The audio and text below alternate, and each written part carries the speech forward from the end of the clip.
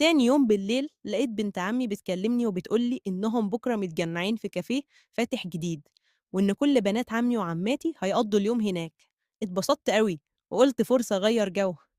لبست وكان شكلي حلو، ونزلت ووصلت المكان الكافيه، وأنا على الباب مرضوش يدخلوني، وقالولي قال إيه إني محجبة وإن الحجاب منظر غير حضاري. اتعصبت جدا واتصلت ببنت عمي وقلت لها إني على الباب. خرجت لي واتصدمت لما شافتني لأن بقالنا كتير ما اتقابلناش، فقالت لي: إيه ده يا نور، أنا ما كنتش أعرف إنك اتحجبتي. طب بقولك إيه، ما تقلعي الطرحة وتدخلي، ده اليوم النهاردة تحفة. بصيت لها باستغراب وسبتها ومشيت. رجعت البيت اتصلت بندى وقلت لها كل اللي حصل. قالت لي: ولا يهمك، إحنا ممكن نشوف حاجة تناسبنا نعرف نعملها. أنا لقيت واحدة بتحفظ قرآن، إيه رأيك لو نروح نحفظ؟ قلت لها والله فكرة، ليه لأ؟ وفعلا رحنا وبقينا نحفظ قرآن واتحسنت قوي وكنت فرحانة جدا باللي بعمله. وفي الأجازة رحنا المصيف وكان الجو جميل. لبسنا وجهزنا عشان ننزل المية، وأول ما نزلت لقيت واحد من الأمن بيقول لي: يا أنسة، لو سمحتي اطلعي من المية. قلت له: ليه، أنا عملت إيه؟ قال لي: لبس حضرتك مش مناسب لنزول المية، بعد إذنك اطلعي. اتضايقت جدا وقلت له: لأ، أنا خامة لبسي مناسبة للمية زي أي حد في المكان. قال لي: دي قوانين المكان، بعد إذنك اطلعي. اتعصبت جدا وطلعت ورحت للمدير وقلت له: حضرتك ليه ما قلتش قوانين المكان قبل ما نحجز؟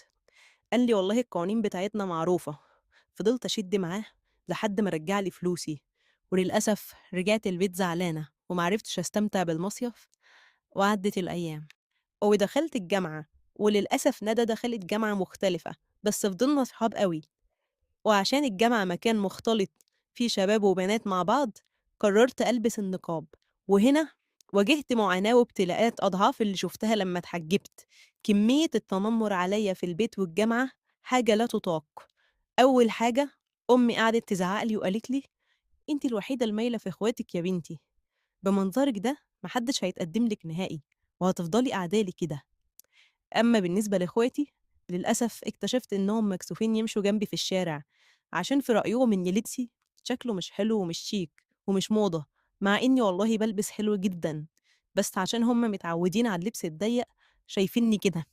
اتقهرت أوي من معاملتهم معايا، وقررت أطلّع الكبت ده في دراستي. ذاكرت واجتهدت وطلعت من الأوائل على الجامعة، وبعدها قررت أدوّر على شغل. وللأسف كل ما أروح أقدّم في وظيفة ما اتقبلش عشان أنا منتقبة. فضلت كتير أوي بادوّر على شغل وما حدش قابل يشغّلني، رغم إن تقديري ممتاز وطالعة من الأوائل ومتفوقة في مجالي. واجهت